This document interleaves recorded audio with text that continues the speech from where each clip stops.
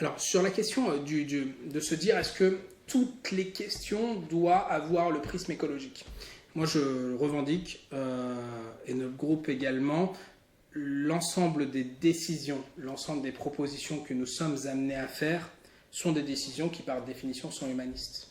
Et aujourd'hui, considérer que l'on puisse se soustraire du futur de notre planète, qu'on puisse se soustraire des questions environnementales, qu'on puisse se soustraire des sujets écologiques, c'est tout simplement être en capacité de gouverner. Gouverner, c'est prévoir, et prévoir aujourd'hui, c'est assurer l'avenir de notre planète. Donc je pense que toutes les décisions, naturellement, d'un point de vue très transversal, doivent prendre en considération la question écologique.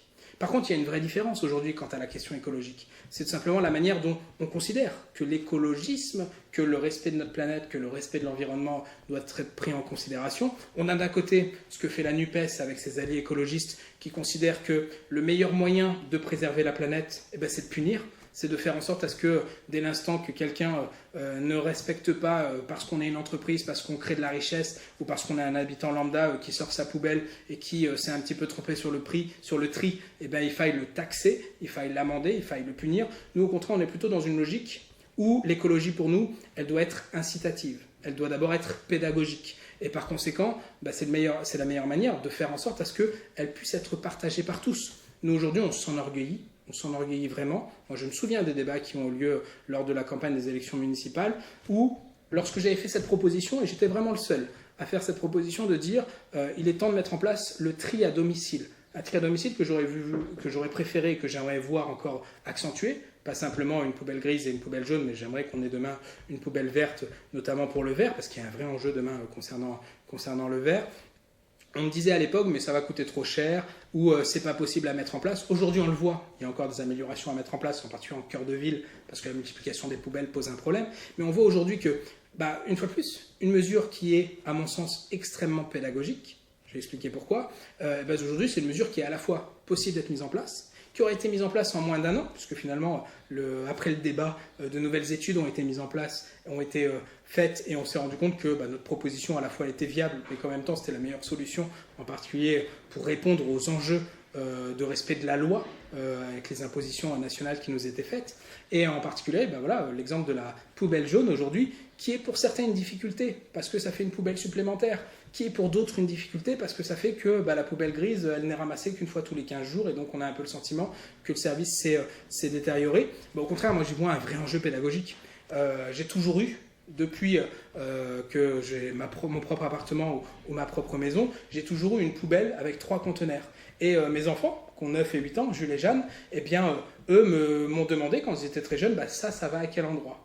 Et puis si, par hasard, j'avais le malheur de mettre ensuite un déchet dans le mauvais compartiment, ils étaient les premiers à me le dire. Donc aujourd'hui, on est sur une génération, plutôt que d'être dans une logique telle que les écologistes aimeraient parfois nous inscrire, qui est une logique d'éco-anxiété, aujourd'hui, moi, j'ai le sentiment que mes enfants, ils s'inscrivent dans une logique de c'est comme ça qu'il faut faire pour préserver la planète, et puis c'est un geste qui est facile, et puis c'est quelque chose qui est durable, et par conséquent, on est sur une dimension écologique qui est naturellement beaucoup plus positive.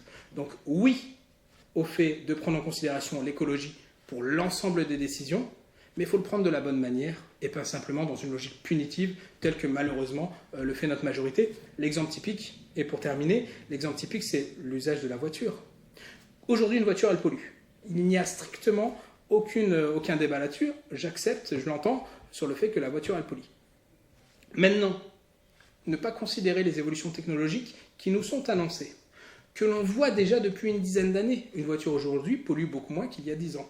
Et les différents enjeux liés au déplacement qui sont en train d'arriver, considérer qu'aujourd'hui qu'il faut taper sur l'automobiliste, ce qui est réellement et de façon très assumée, malheureusement, par la majorité municipale influencée par les écologistes de Blois, considérer qu'aujourd'hui il faut taper sur les voitures, c'est tout simplement, à mes yeux, la pire des méthodes. Parce qu'une fois de plus, nous sommes à Blois, nous sommes en Loir-et-Cher, on est dans un département rural, dans une agglopolis qui est rurale, les gens ont besoin de leur voiture, les gens vont utiliser leur voiture, sauf qu'il y a 2 possibilités. Soit on leur tape dessus, en leur disant qu'il faut qu'ils arrêtent d'utiliser leur voiture ou qu'ils continuent à utiliser les commerces de périphérie, ou au contraire, on a une vision incitative, on fait en sorte à ce qu'une entreprise comme Borg Warner, aujourd'hui présente, qui est en train de réfléchir et qui travaille sur l'hydrogène, je pense à une autre entreprise comme Alpla, etc., qui sont des entreprises qui ont une vraie réflexion, qui font une vraie recherche fondamentale et demain une recherche appliquée sur l'usage de l'hydrogène notamment, et il y a d'autres technologies évidemment qui feront que la voiture de demain ne sera plus polluante.